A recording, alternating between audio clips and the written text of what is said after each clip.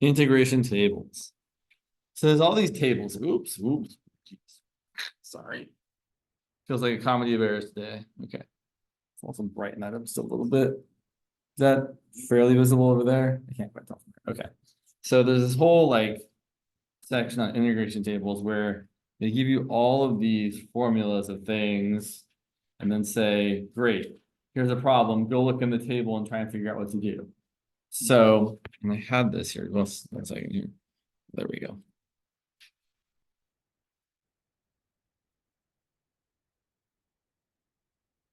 Cool. Almost there.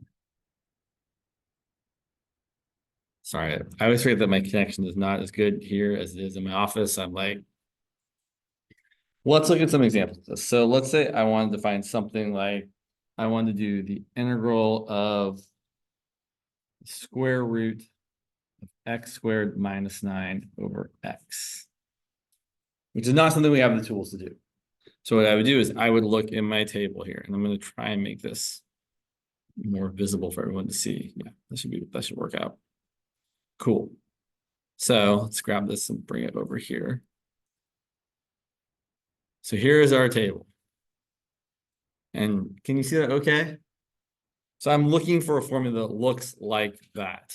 So I'm scrolling around here. I have to get a little closer here. I'm looking for something that has a square root in the numerator, right? I'm looking for a fraction, square root in the numerator. And I see something like, I think formula 23 looks pretty good. Formula 23 says the square root of u squared plus a squared over u du. And so that, oh, not quite though, because mine was x squared minus 9, wasn't it? Yeah. Is there another formula in there that looks okay? The one, I don't know. None of those look great.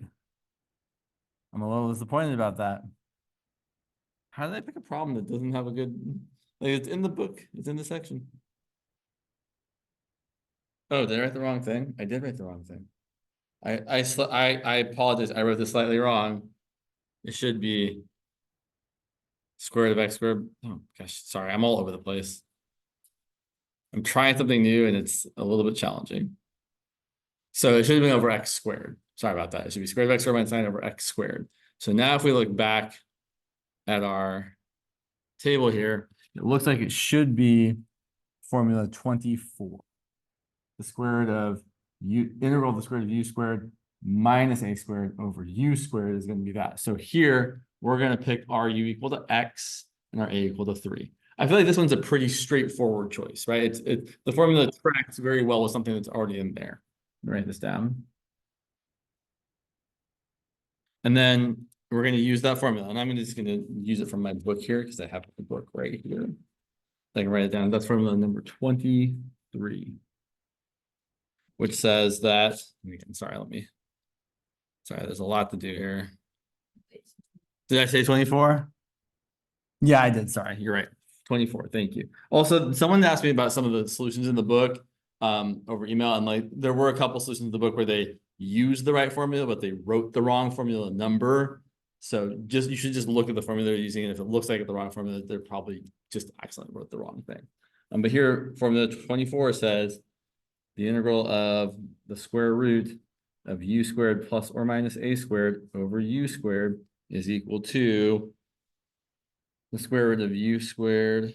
Sorry, I'm looking at the right. It's hard. So it's really important to keep the line right here. It's equal to the negative square root of u squared plus or minus a squared over u plus the natural log of the absolute value of u plus the square root of u squared plus or minus a squared. Let's see. So then we're just going to take that and substitute in our values. So instead of writing u and a, I'm going to write x and 3 and a minus sign. So I'm going to get the negative square root of x squared minus 3 squared over x plus the natural log of the absolute value of x plus the square root of x squared minus 3 squared. Let's see. Again, that one seems pretty straightforward, right? The formula looked a lot like the integral we were given looked very, very, very similar to the formula in the book. On the other hand, some of the times when you're doing this, the formula requires kind of a U sub before you can really get it to look like what you want. And I feel like the book does this weird thing, at least in the solutions, where they do the U sub, but they don't actually write out the U sub. They're just like, this would be the choice you would make, and then they give you the answer, which I feel like is not the ideal way of doing it. Let's look at one that would be more like that. For example, yeah, I like this one here. Let's say we have the integral of x times the square root of x to the fourth minus 25. Most of the formulas don't have a u to the fourth in them, right? Usually it's u squared or u. There's not, in fact, let's go back and look. Sorry, no, there's a lot of moving parts here. Sorry, my cursor is like being very challenging for me to find. So looking back at the formulas here, I'm looking for probably something like a square root of x squared minus a squared. So I look at my list here. Let's see. So here's where things might be confusing. I think formula 21 there is probably the right way to go. Because I don't have u squared, I have x to the fourth. So before I can use that formula, I'm going to make a u substitution. So what we're going to do here is we're going to say, well, we should try letting u equal x squared. For two reasons. One, the derivative is there. Our du is 2x times dx. So 1/2 du is equal to x dx. And then this x to the fourth is really x squared squared. So it's going to become u squared. So those are both good reasons to do what we're doing. So we're going to rewrite our integral as the integral of, well, x dx is going to be 1/2 du. So I got a 1/2 du. And then we have the square root of u squared minus 25. And I do think you should write out this u substitution, unlike the book solutions. Right? You should write this out, then apply the formula. So we're going to go apply formula, I think it was 21. Double check. Yeah, formula 21. This says the integral of the square root of u squared plus or minus a squared is equal to. So this is where I would maybe kind of waffle. I don't think you need to write out the formula and then write out the answer. I'm going to look at the formula. In fact, I'm going to look at the formula. Y'all can kind of see. Can you kind of see that?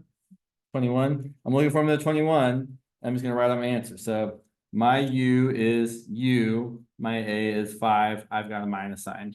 So I'm going to get 1/2 times 1/2 again, right? Because my 1/2 is from out in front. And then the formula has a 1/2 times my u times the square root of u squared minus 25. It's plus or minus. I need the minus part. A squared times the natural log of the absolute value of u plus the square root of u squared minus a squared, which is minus 25 plus c. And then we need to go back, and this is probably why the book did it the way they did, because they didn't want to like write this a bunch of times. Then we're going to go back and actually plug in what our choice for u was. So that we end up getting 1/2 times 1/2 is 1/4 times u, which is x squared, times the square root of x squared squared minus 25 minus 25 times the natural log of the absolute value of x squared plus the square root of x squared squared minus 25 plus c.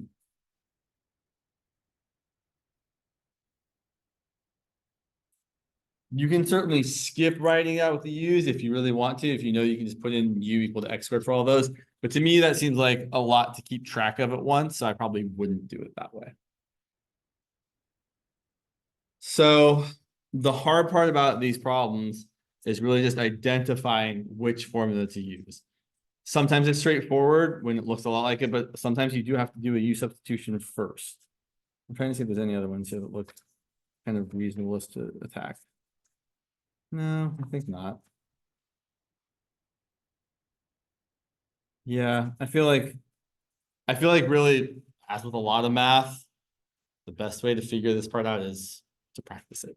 So doing more of these problems on your own, I think, is really what you should do. I know Tav assigned like a million of them, like he usually does. Do the problems until you feel comfortable doing it. Come see me in office hours if you want questions, guidance, clarification. Yeah. So it's not required for you to write out. I don't think so. No, I think what I've done here is sufficient work. But again, I mean, so like on the exam, for example, if I were trying to ask you a question like this on an exam, I feel like I'd have to give you either a sheet of formulas, like what you might say here is equals this by formula number, what was it, 21, I think. Like you might actually cite the formula number, but I don't think you need to write out the formula yourself. I don't think there's value there, and I don't think your teacher needs you to see that. Like he can look up the formula too. Already was talking about how certain problems can be used by like some different formulas. Really?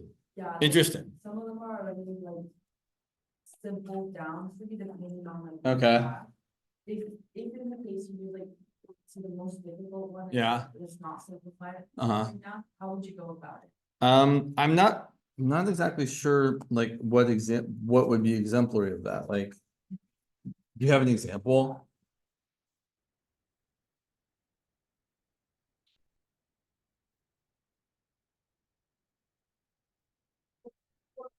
Yeah. Like use one formula and then he's like, oh, it's not simplified enough, but you use like this formula to like simplify it. The only one I guess I'm still not really sure. Like I haven't what I think you might be referring to is one of the formulas that still has an integral in it.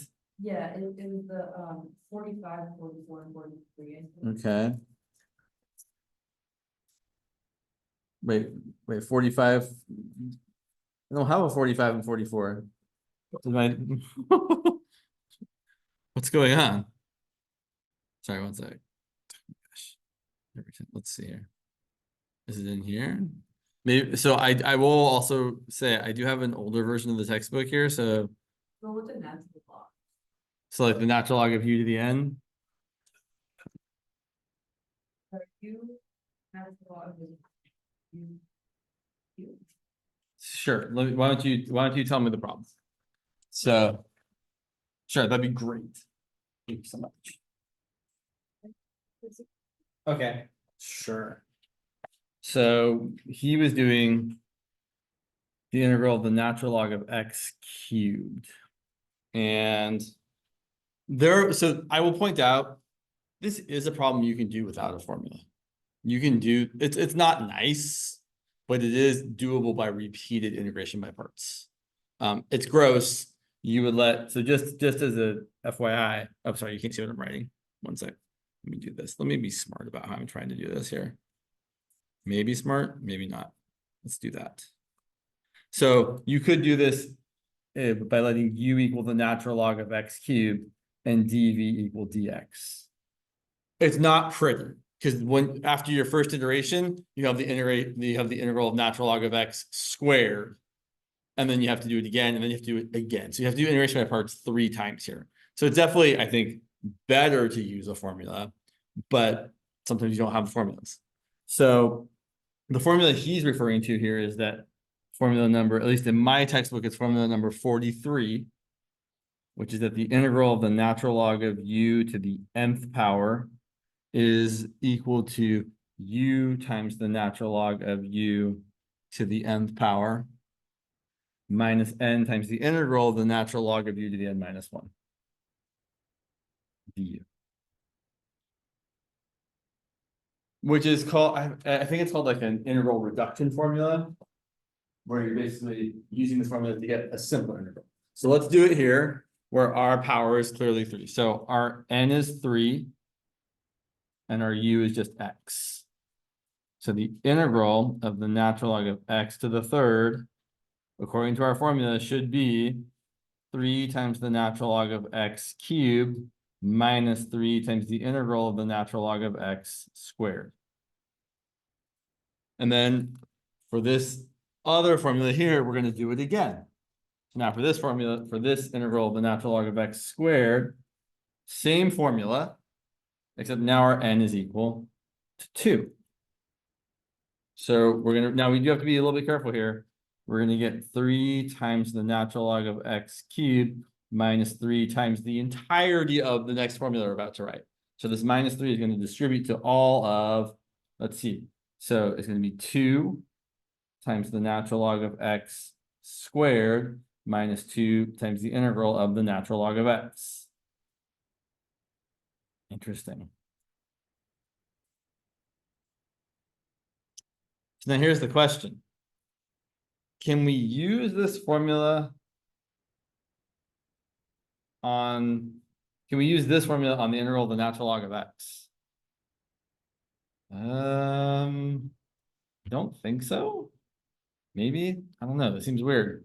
I guess we could try. If I did, so if n was equal to 1, did he do that when he was doing it? Curious. Let's see what happens.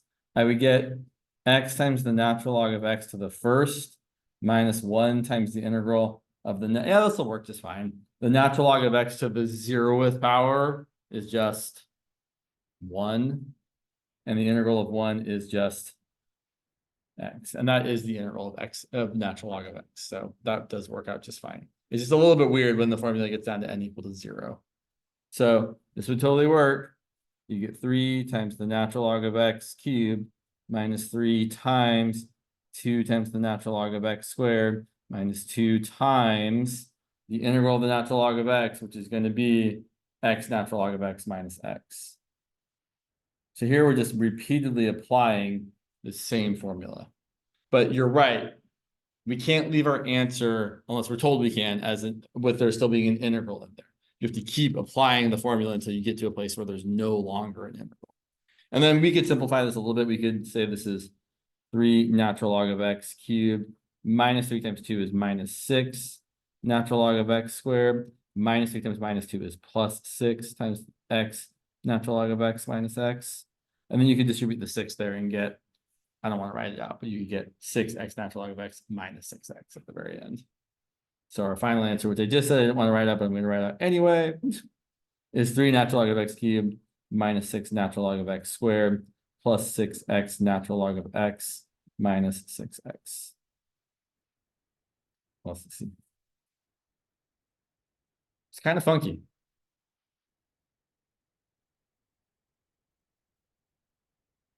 Oh my God. I made a mistake. You guys should let me make mistakes. So what's the mistake I made?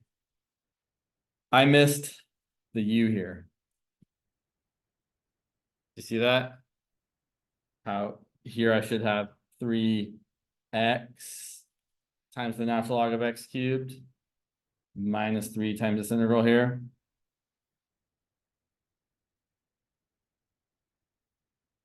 And then here, when I did the integral of the natural log of x squared, I should have 2. Oh yeah, I see what. Oh wow, yeah, stellar. So here's what I did, and I can see how I did this. My u kind of looks like an n. Like not a lot, but enough in my eyes. Right? I saw that, and I saw it as the n, not the u. Do you guys see what I'm seeing? So that's how I was writing. So I hate to do this. Let's fix it. Let's do it the right way. In general, if you think I might be doing something wrong, feel free to say something. I might be like, oh no, I'm doing it right. This is why. Or I might be like, oh yeah, I'm making a giant error there. How did I know I did something wrong at the end? Because my very last integral had the x natural log of x. I was like, oh, I'm getting x times natural log of x. I feel like I should have other like x squared times natural log of x, or x, like there should be something else going on there. So let's go back and fix it. All right, let's try one more time.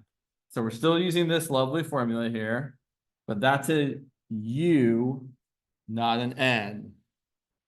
That's an n, not a u. It's a really good idea to make sure that you make your letters look different enough. You would think u and n look different enough, but when you're writing them hastily, not so much. So here we're going to get x times the natural log of x to the third minus 3 times the integral of the natural log of x squared dx. And then pens are running out here.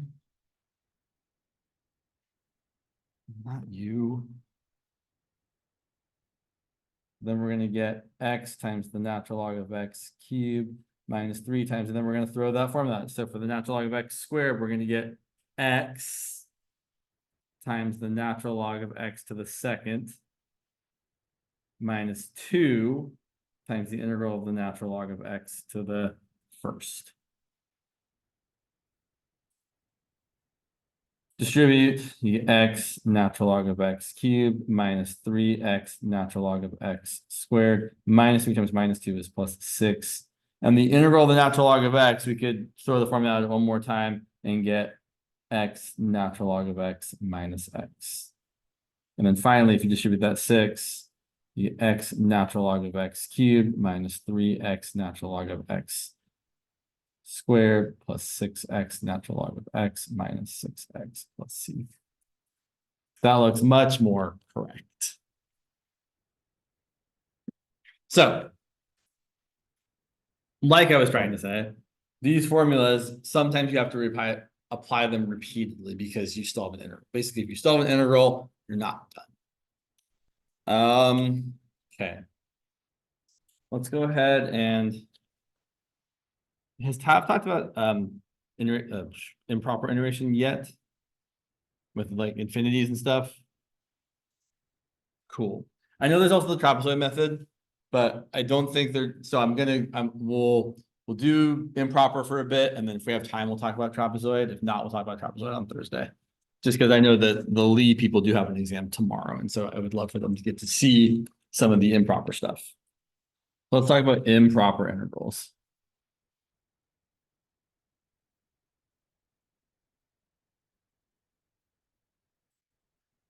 And I will have to ask for some clarification in a second here, but we'll get there in a minute.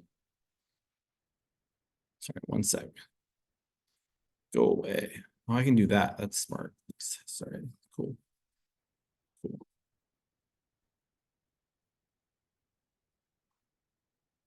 So let's start off with kind of the typical proto example that everyone talks about, which is I want to find the integral from 1 to infinity of 1 over x. And what makes this improper is that we have a limit of integration where the function is kind of undefined, or infinity, really. Infinity, that infinity right there, is what is making this integral an improper integral. So what we're trying to answer is how much area is under the curve f of x equal to 1 over x from x equals 1 all the way to forever and ever and ever.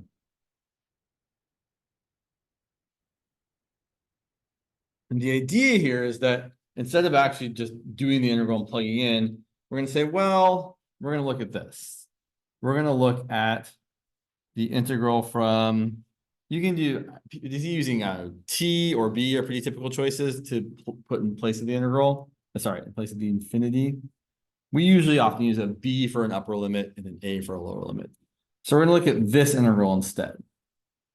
So, okay, well, now I'm looking at the same graph, except I'm not going forever. I'm going to stop at b out there. I'm going to ask, how much area is under that curve between 1 and b? Well, great, we can do that. That's going to be the integral of 1 over x, or the antiderivative of 1 over x is the natural log of the absolute value of x, evaluated between 1 and b. We end up getting the natural log of the absolute value of b, but b is already positive, so let's just write the natural log of b minus the natural log of 1. It is good to know that the natural log of 1 is 0, comes up frequently, so this is just going to be the natural log of b. So now here's how we answer the question about what the improper integral is doing. We say, okay, well, the area under the curve from 1 to b is the natural log of b. And then we're going to let b go to infinity. So to find the integral here, we're going to say that the integral from 1 to infinity of 1 over x dx is really equal to the limit as b goes to infinity of the integral from 1 to b of 1 over x dx. We found that integral. The integral from 1 to b of 1 over x dx is just the natural log of b.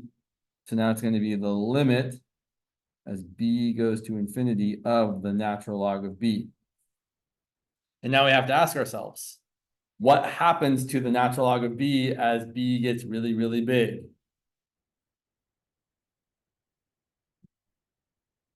It also goes to infinity. Yeah. Think about the graph of the natural log. Imagine it in your head for a second. The graph of the natural log, it does this kind of deal. And so we can see that as the input gets larger, the output also continues to get larger and larger and larger. So this limit is infinity. What that means for us is the area under the curve is infinite. Or as we like to say, the integral diverges. So this integral diverges. There's an infinite amount of area under the curve. Cool. You could say, and if you want to be slightly more specific, you could say it diverges to infinity. Because there's a positive infinite amount of area under the curve. Sometimes they diverge to negative infinity, so sometimes you like to be more clear about how they're diverging. On the other hand, let's look at the integral from 1 to infinity of 1 over x squared. And you may have already seen these examples. They're pretty standard, but we want to start off with them just because they give us the language of how we talk about this. So same idea. Now we're looking at the area under the curve, 1 over x squared, from 1 to forever.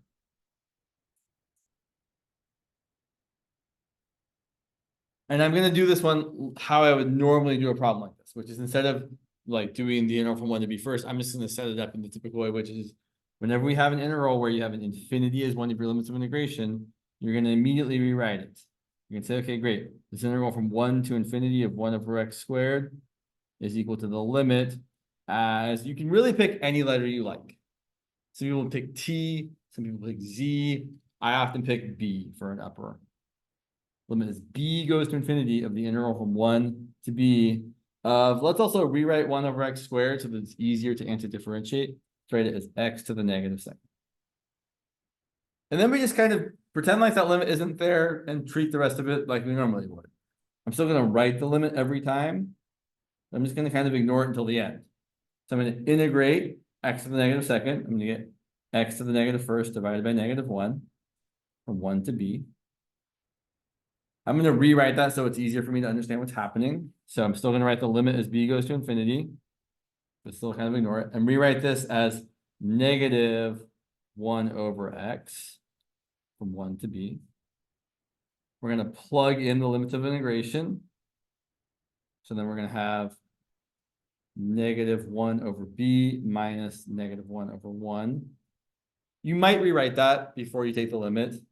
You might rewrite that as +1 minus 1 over b. But then we take the limit as b goes to infinity, and as b goes to infinity, 1 over b gets smaller and smaller and smaller, closer and closer to 0. So that limit is 1. Or in other words, this integral from 1 to infinity of 1 over x squared converges to 1. There is a finite amount of area under this curve. And that area, as you go further and further to the right, the total area under the curve gets closer and closer and closer to equaling 1. So typically we say that if the integral is either infinity or negative infinity, it diverges. If the integral happens to equal a finite number like 1 or 7 or 22, the integral converges, and it converges to that value. Questions so far?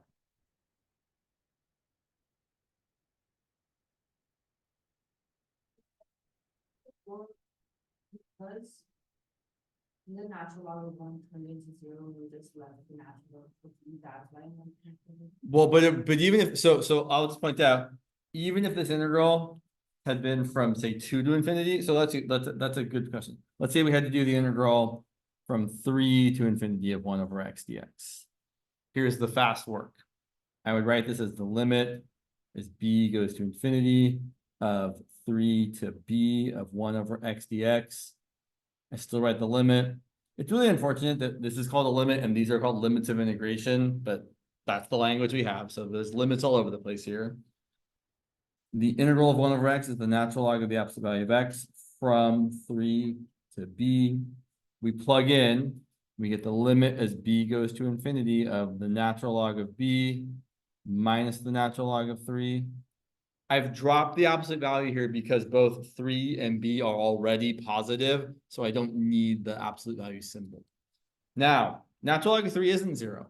It's some number. It's like 1 point, I don't know, it's 1 point something. But the natural log of b here, as b gets infinitely large, the natural log of that also gets infinitely large. So I'm getting essentially infinity minus the natural log of 3, and infinity minus 1 point something, still infinity. So this still diverges.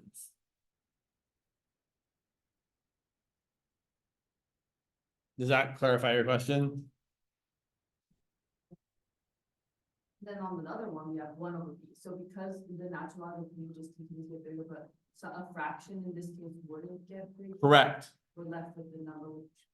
Right, exactly. So right in this previous one, the 1 over b part, as b gets larger and larger and larger, 1 over b gets smaller and smaller and smaller. Contrary to natural log of b, as b gets larger and larger, natural log of b gets larger and larger and larger. Would you say that whenever we have natural log of something, usually? Usually, yes, but you have to be careful. Yeah. Really, you have to think about what's actually, so what I'm really thinking of is I'm thinking about the graph of natural log. I'm like, oh yeah, the graph of natural log, right, looks like this. And it gets larger and larger and larger as your input gets larger and larger, or as you go further to the right is what I should really say. Whereas 1 over x, right, looks like this. It gets smaller and smaller and smaller as your input gets larger and larger and larger. Okay, let's do some more examples. Let's look at what I had one in mind. Yeah, let's look at the integral. Yeah, let's do that one. From negative infinity to 0 of x e to the x dx. And let's make it x e to the 2x. That's more fun. Okay. So here, since our improperness is coming from our lower limit, I would choose to rewrite this as the limit as a approaches negative infinity of the integral from a to 0 of x e to the 2x dx. So let me ask a brave person, how or what method of integration do I need to use to integrate x times e to the 2x? Is it u sub or is it integration by parts? Dun, dun, dun. Technically, you could use both if you really wanted to, but I would certainly classify this as an integration by parts problem. Because letting u equal 2x doesn't really help me out a whole lot here. I still have a u here and an e to the u there if I did a u substitution. Definitely integration by parts. And here's what I would say.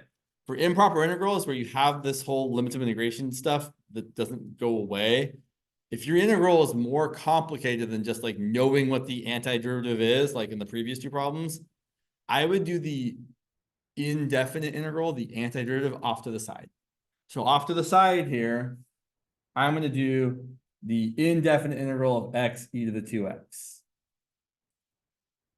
And I would always recommend doing this for integrals that require more effort than just knowing that it's the antiderivative of x cubed is x to the 4th over 4, or something that's straightforward like that. So here, we're going to do integration by parts.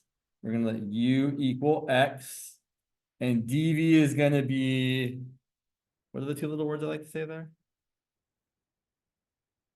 The rest. So e to the 2x dx. My du is 1 times dx, and my v, the antiderivative of e to the 2x is going to be e to the 2x divided by 2. Technically, you could do a little u sub there if we wanted to, but I don't think any of you need to at this point. We know what happens when you integrate e to the 2x. And so then this integral is going to end up equaling u times v, so x times e to the 2x over 2, minus the integral of v du. So e to the 2x over 2 dx. And that's going to be equaling, I'm going to write this as 1/2 x e to the 2x minus 1/2 times the integral of e to the 2x is another e to the 2x over 2. You don't need to write the plus c here because this is just your own side work. Nobody cares if you add on the constant or not. So I'd probably leave this as 1/2 x e to the 2x minus 1/4 e to the 2x. Yeah. Okay. So now we're going to write it like that. So we're going to write this as the limit as a goes to negative infinity of the antiderivative of that, which is all this, 1/2 x e to the 2x minus 1/4 e to the 2x from a to 0. And to me, that's much better than doing all this integral and carrying the 0 to a along each step. It just gets messy. Now we plug in our limits of integration. So I'm going to get, I have enough room. The limit as a goes to negative infinity. When I plug in 0 here, let's just watch for a second. 1/2 times 0 times, it doesn't matter what I say after that. 0 times anything is 0. And then minus 1/4 e to the 0. That's 1/4 times 1. So that's going to be a negative 1/4.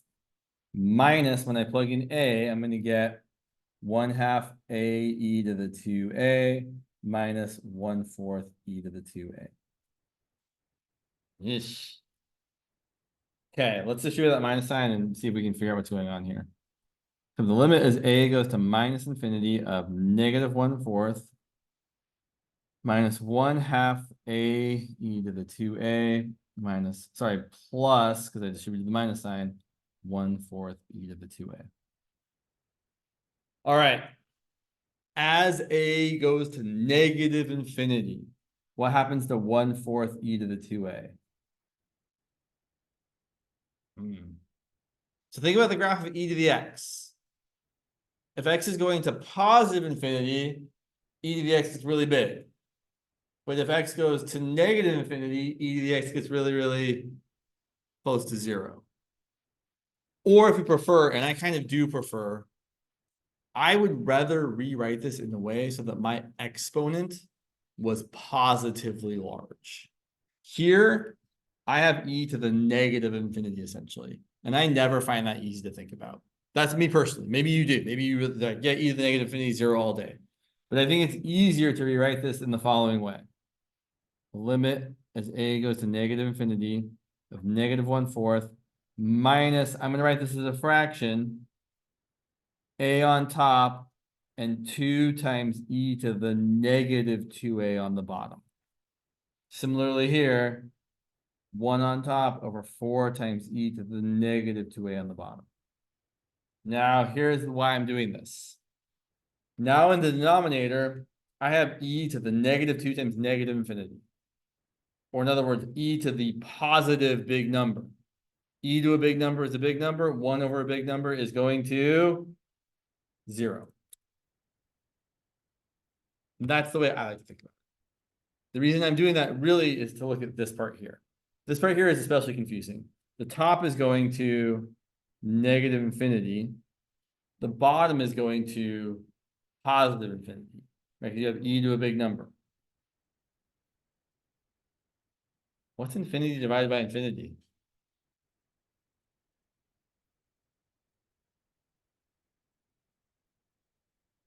It's what's called an indeterminate form. It could literally be anything. It could be 1. It could be 1,000. It could be 0. It could be e. In this case, it's 0. And the reason why is because you have something on top that's growing large or negatively large, but the thing on the bottom is growing exponentially, right? Literally, it's an exponential function. And an exponential function is always going to outgrow a linear or a polynomial function. Normally, what you would do in this case is you would use L'Hopital's rule to show that this limit was 0, but I don't think that's something that's in our toolkit. Right? Did you guys learn L'Hopital's rule? You might have learned L'Hopital's rule last quarter, but I don't think it's in the syllabus, so it's not like expected that you know it. So normally what we say if you're faced with this is, oh yeah, the exponential thing is going to outpace the linear thing, and so this is also going to go to 0. So this integral converges to -1/4. Kind of funky.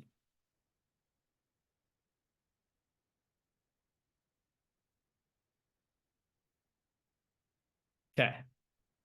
Let's look at another example. Well, let's do questions here.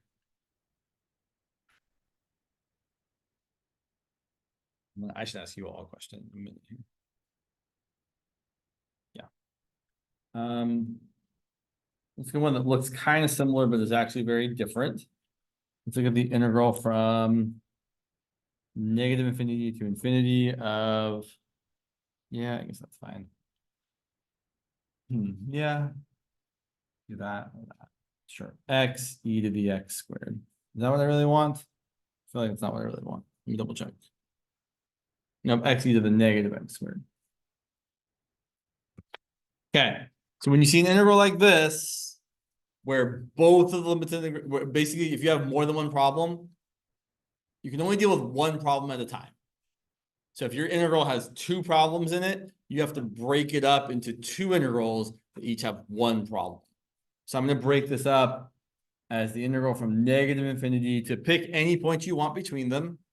Most people pick 0, but you could really pick anything you want. You pick 1 or 2 or 5, but we're going to pick 0 because that's like the normal way of doing it.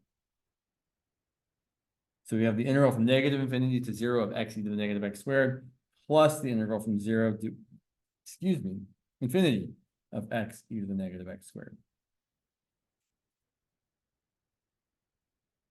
My usual way of doing this is to do them one at a time. The reason why is because if one of these integrals diverges, you get to be done and say that the whole thing diverges. Because if one of them diverges to either infinity or -infinity, then you either are going to get like infinity plus a finite number, which is still infinity, which is still a divergent, or you're going to get infinity plus infinity, which is still infinity, which is still divergent, or you're going to get infinity plus -infinity, which is indeterminate, which is still divergent. So basically, once one of them diverges, you don't need to know what the other piece is doing because the whole thing is automatically divergent. It's kind of great. So here, let's look at this one first. Let's look at this one first. So we're going to do the limit as a approaches -infinity of the integral from a to 0 of x e to the -x squared dx. This one's not integration by parts. This one is a u substitution. So I'm going to let u, and again, I'm going to do the indefinite integral off to the side because I don't want to write like all of these limits of integration and stuff with my u substitution. So I'm going to go off to the side here and say, great, u equals -x squared. Du is -2x dx. -1/2 du is equal to x dx. So my integral of x e to the -x squared dx is going to become the x dx is going to be -1/2 du. And then my e to the -x squared is going to be e to the u. And then I integrate, I get -1/2 e to the u, and then I get -1/2 e to the -x squared. So then I can go back over here and say, great, this is going to be equal to the limit as a goes to -infinity of the integral of this, which is -1/2 e to the -x squared from a to 0. See how much nicer that is? I mean, I guess you don't see it because you don't see I didn't do it the ugly way where it's really gross, but it is nicer, trust me. So we're just saying, oh yeah, we're plugging that in right there.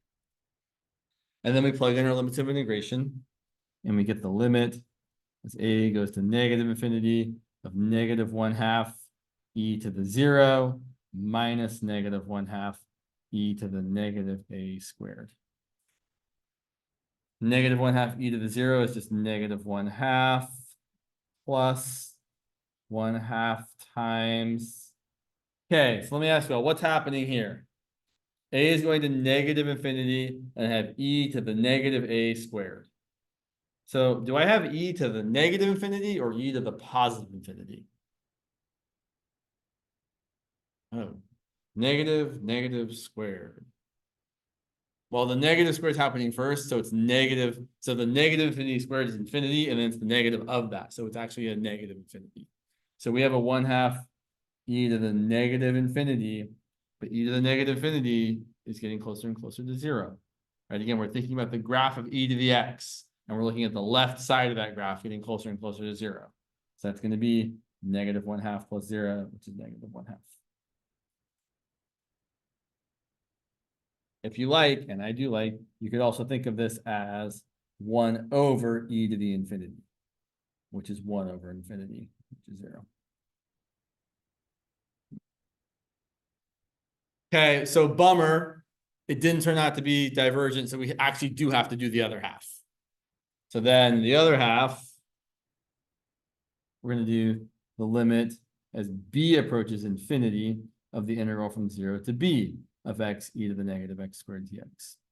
Fortunately, we've already done the antiderivative, so we can just use the same work we already did. Say it's going to be the limit as b goes to infinity of negative 1/2 e to the negative x squared from 0 to b. Plug in your limits of integration. You have the limit as b goes to infinity of negative 1/2 e to the negative b squared minus negative 1/2 e to the 0. And just like last time, this e to the negative b squared is going to go to e to the negative infinity, which is going to go to 0. So we're going to get 0 plus 1/2, which is 1/2. And so then our final answer is negative 1/2 plus 1/2, which is 0.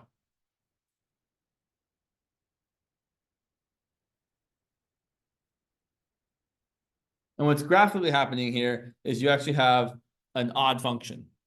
And so the left side and the right side are canceling each other out. Cool. Because we have a finite number, it's convergent. Could have been any number, right? Just like in the previous answer, right? The previous one, the answer was negative 1/4 and it converged. So as long as your answer is finite, we have convergence. But yes, I should say the words, this integral converges to 0, just like the previous integral converged to negative 1/4. And why do we care if it's convergent whether we can apply that anymore? I mean, that's a fair question. Good. Why do we care? Yeah, I don't have a good answer to that. Why do we care? We can't like apply it, someone be like, oh, it's convergent, you have to use like, this function to solve something else, it's just like that. No, it's kind of a question for its own sake. I mean, so I will say this kind of infinite integral comes up in stats. So have any of you ever taken a stats class? You might have seen like the standard bell curve, right? That bell curve, the way you find the area under that curve is by doing an improper integral from negative infinity to whatever value you're looking at of this function. That's like e to the negative x squared over some stuff. So it actually is a useful thing to be able to do because there are actual real world stats things that we actually like. I want to know the probability of this thing happening in real life. So that's one place where it's actually useful. There are other places too. That's always the question I'm never going to answer. Like, how do we use this in the real? I don't know. I do math all day. I don't use this in the real world. So, but there are real world applications. Yeah. I have a question for you all. So this is one type of improper integral, meaning if you have an infinity or a negative infinity in your integral, it's improper. But there is another type of improper integral, like the following thing. And my question really is, have you seen these other types? So let's say we had something like, yeah, sure. I love that example. Let's say we have the integral from 1 to 5 of 1 over the square root of x minus 1. Clearly no infinities here. What makes this improper is that the integrand, because the function f of x equal to 1 over the square root of x minus 1 is undefined somewhere in the interval of integration. Specifically, it's undefined at x equal to 1. If you plug in 1, you get 1 over 0. So have people in Lee's class talked about these kind, or have people did Tavernetti cover these ones yet? No. Okay. How about Lee? How about Evan, Sienna? Does this sound familiar at all? Maybe not. I guess there. Well, whether or not it sounds familiar, we should at least do one or two examples just so I can kind of cover that. So the idea here is very much the same.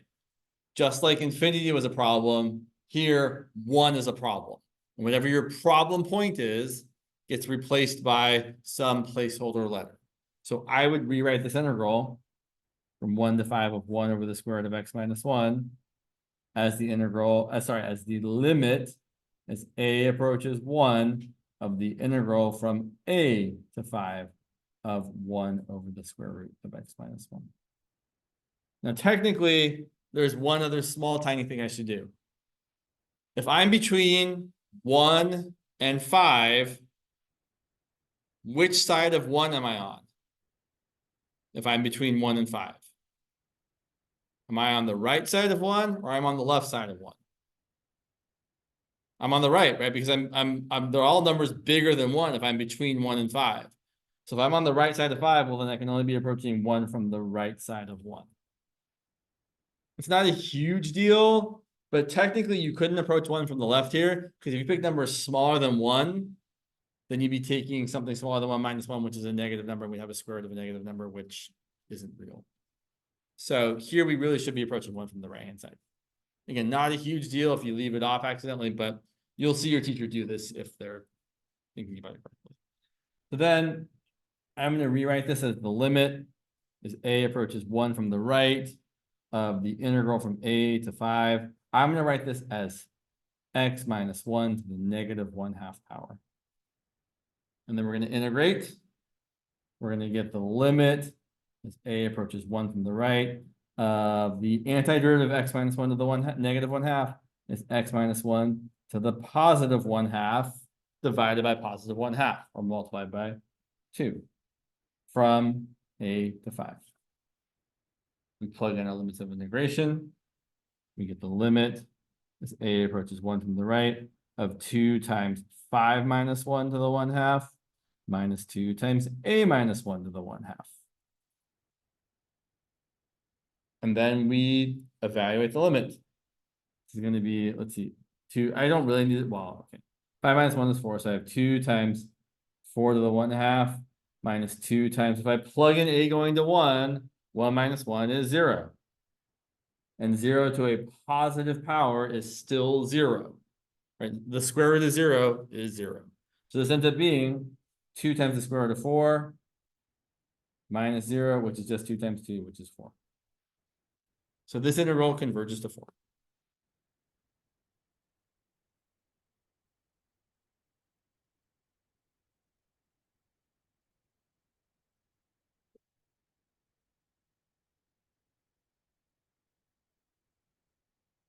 Sometimes people are sneakier. Sometimes they try to hide the fact that it's improper. For example, the integral from 0 to 9, 0 to 9, that's fine. 1 over x minus 8 to the 4/3 power. Yeah, that's totally fine. Is this improper? Well, let me ask you a different question. Is the function we're integrating undefined somewhere? Where is that function undefined? At 8. If you plug in 8, you get division by 0. Okay, let me ask you a different question before I ask you to finish answering this question. Is this integral from 9 to 35 of 1 over x minus 8 to the 4/3? Is this integral improper?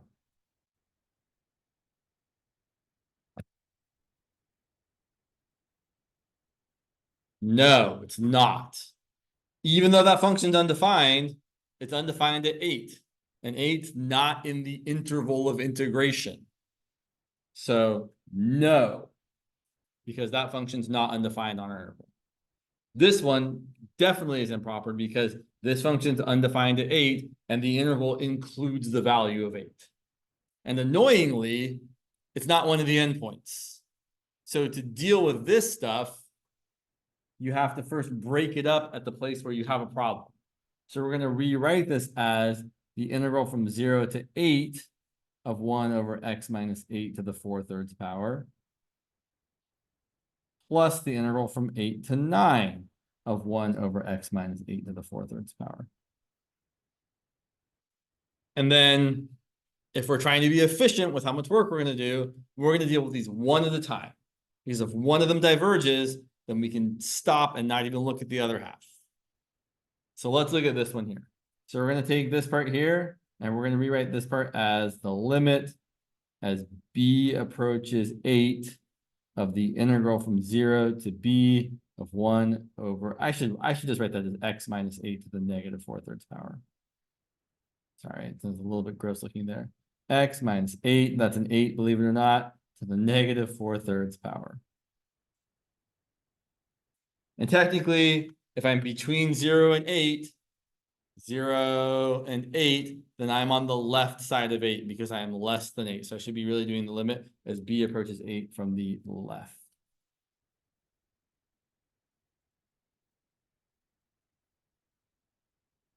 Now we're going to integrate.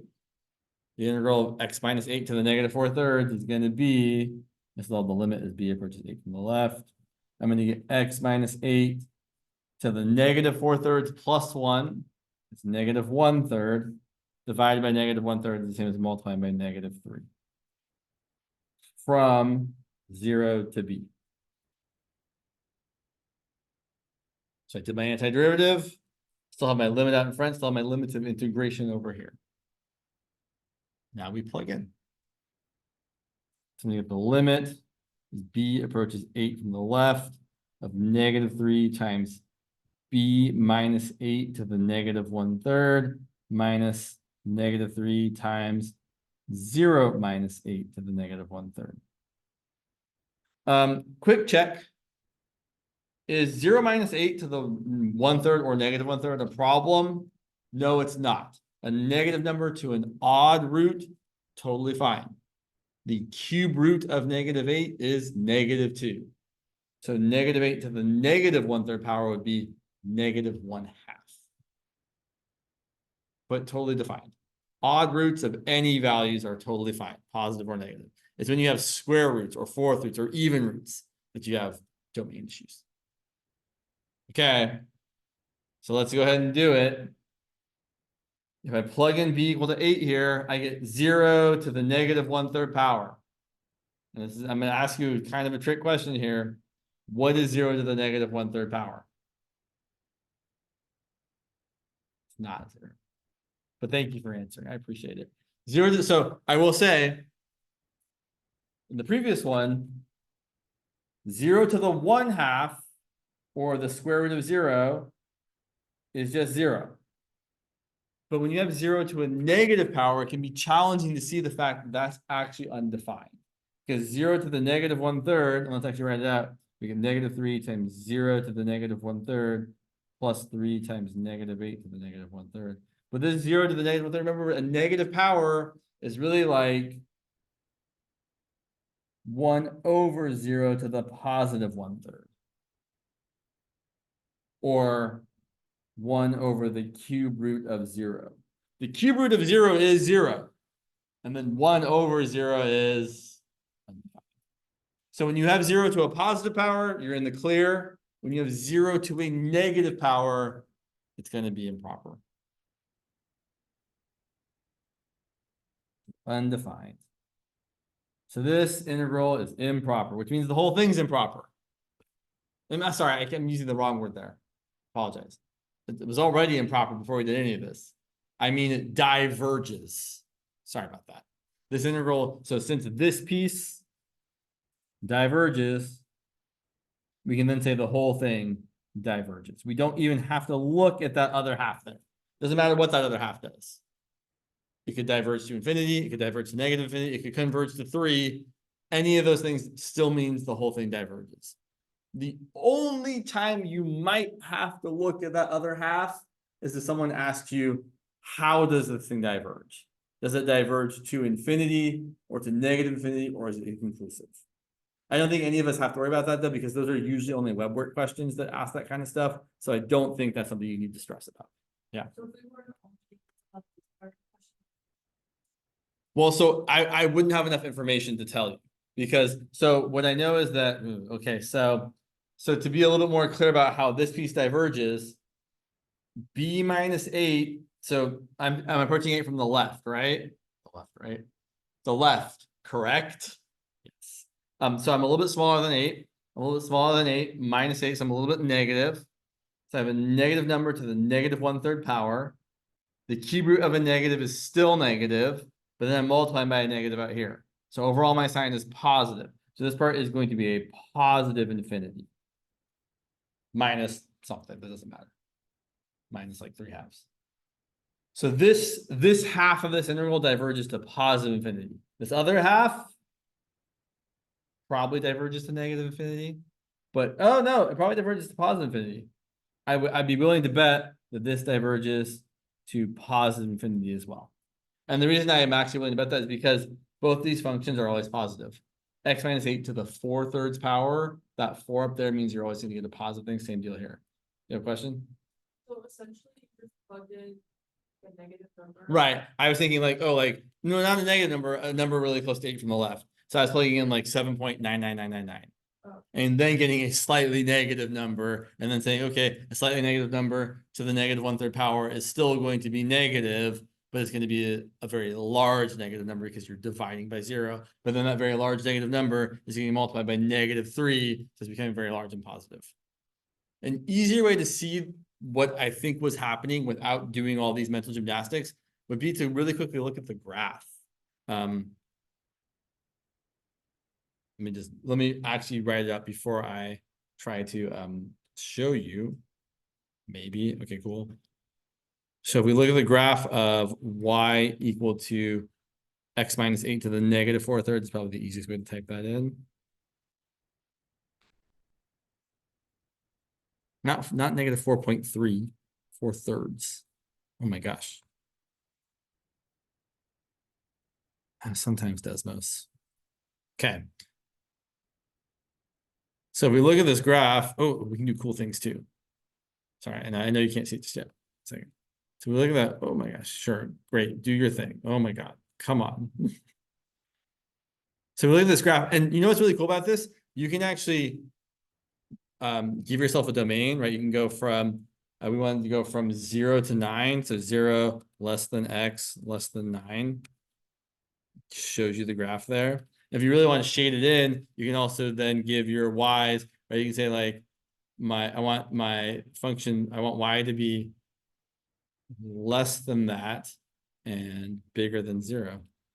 And there's the area that we just talked about. Well, part of it. And so you can see that both the left side of x equal to 8 and the right side of x equal to 8 both have positive areas. And since we saw that they were infinite, we'd be like, oh, that's an infinite area there. That's probably also an infinite area there. So this whole integral would diverge to infinity plus infinity, which is infinity. Cool. I mean, that's pretty neat. Yeah. So 2 types of improper integrals. One type has a limit of integration being infinity or negative infinity or both. The other type has some place where the function's undefined.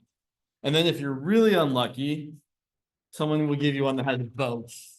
So for example, someone could ask you to do like the integral from 0 to infinity of 1 over x minus 3 to the 5th power.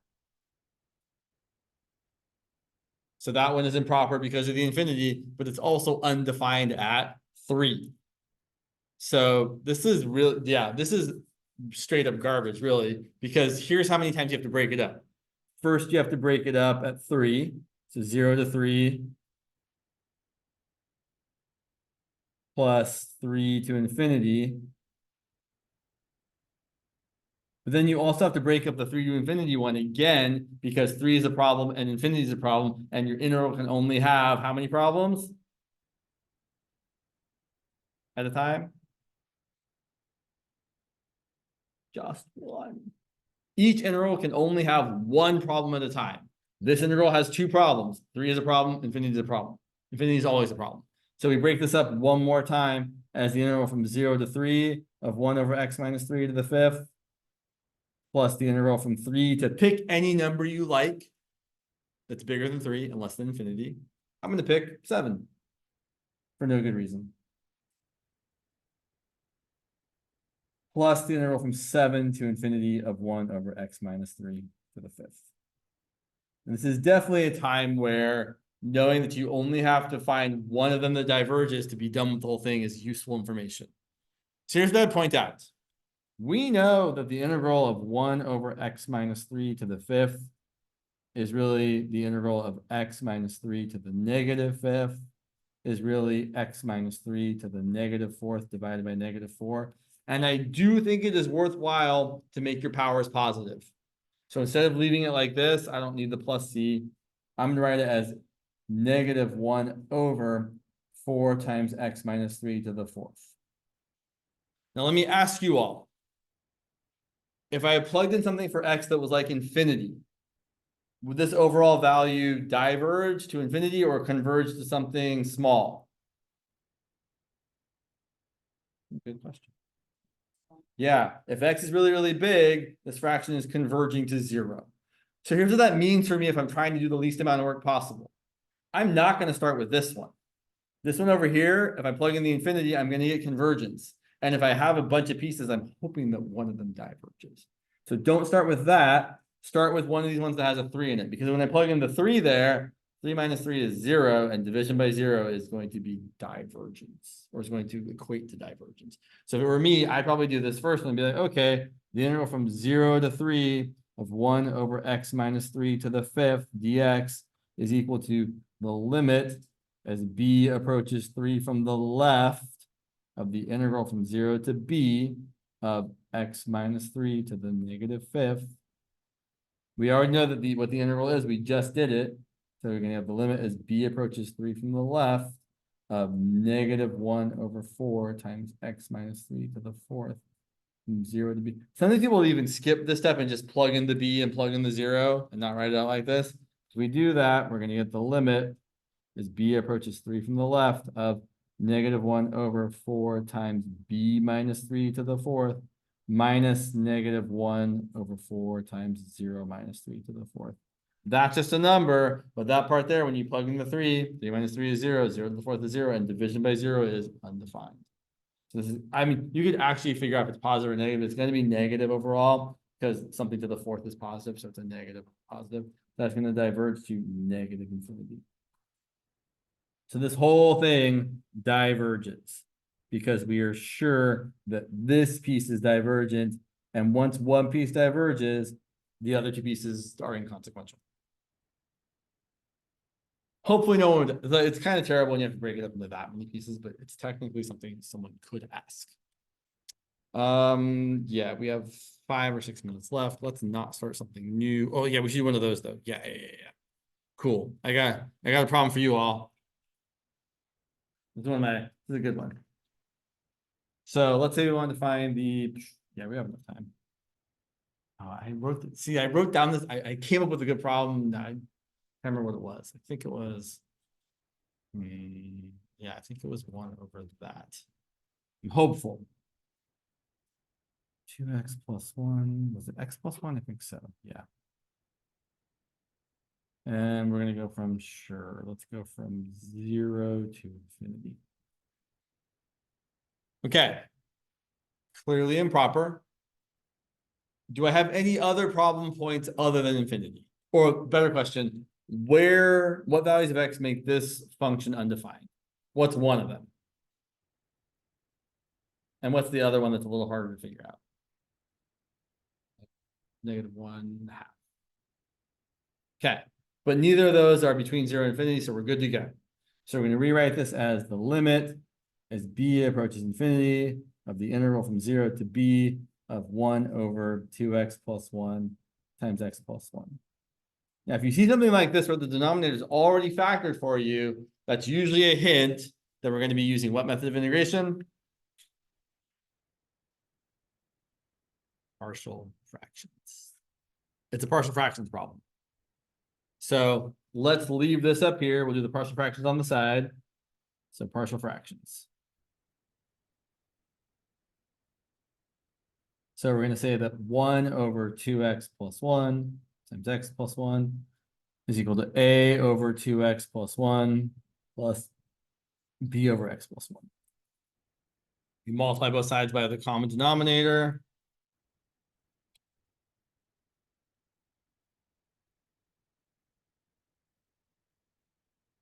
The left-hand side, every single time we do this, the left-hand side or the side that's the original thing, you always just get the numerator.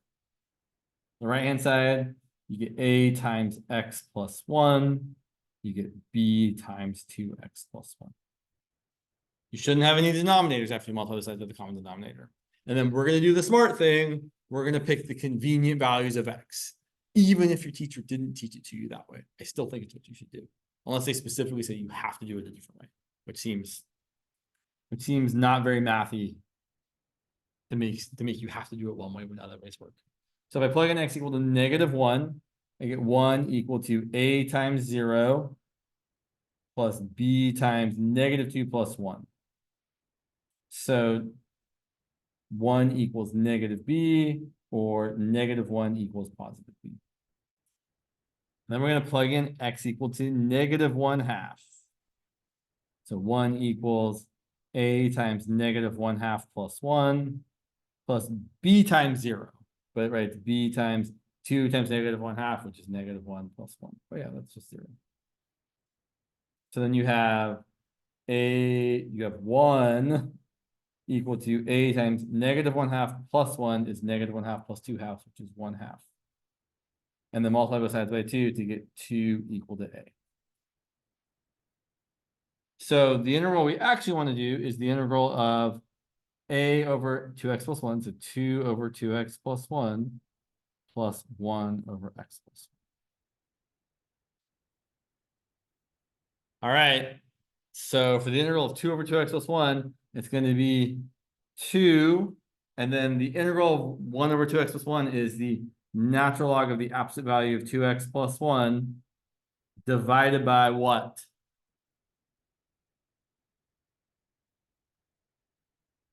It's been a little while. Divided by that coefficient of x. Let me ask you all a question. Those 2's would cancel. After you cancel those 2's, what's the derivative of the natural log of 2x plus 1? Times. Right. Oh, look. 1 over 2x plus 1 times 2. So the derivative of that is that, as it should be. Or if you wanted to, you could do a u sub there. I really think you can do it without doing the u sub though. But that doesn't mean you shouldn't do the u sub if you want to. You should definitely do the u sub if you want to. So those cancel. And then minus, sorry, is that a plus? I missed it. It's like, should be a minus sign there, right? Because the b was -1, not +1. Let's put the minus there. So minus the natural log of the absolute value of x plus 1. And again, like I usually do, I like to do the indefinite integral on its own before I go and plug in all my limits of integration, and the limit is a approaches whatever. So now let's go back to the problem. So this improper integral here is going to equal the limit as b goes to infinity of the integral of 2 over 2x plus 1 plus -1 over x plus 1 from 0 to b. We do the integration, which we already did. The integral of 2 over 2x plus 1 was the natural log of the absolute value of 2x plus 1 minus the natural log of the absolute value of x plus 1 from 0 to b. Plug in the b's and the zeros. You get the limit as b goes to infinity of the natural log of the absolute value of 2b plus 1. You don't really need the absolute values anymore, but oh well, I wrote them. Minus the natural log of the absolute value of b plus 1 minus the natural log of 0 plus 1 minus the natural log of 0 plus 1. Both of those are 0 on their own. Because the natural log of 1, the natural log of 1. Okay. Here's the part of this I wanted you all to see. It's a little tricky.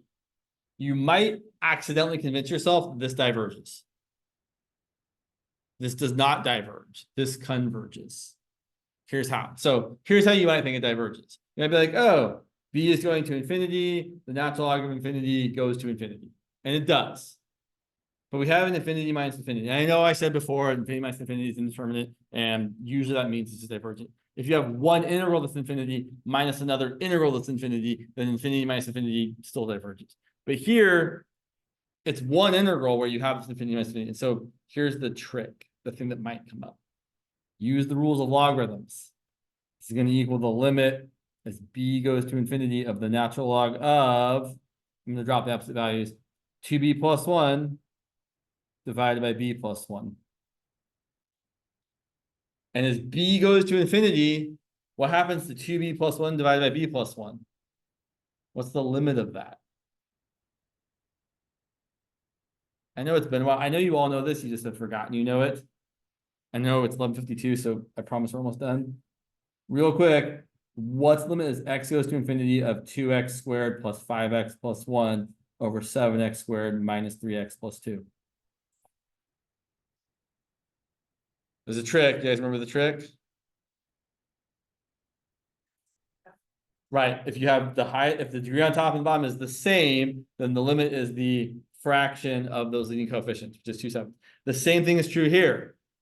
If the degree on top and the degree on the bottom are the same, then the limit is the quotient of those leading coefficients. So we end up getting the natural log of 2 over 1, which is just the natural log of 2.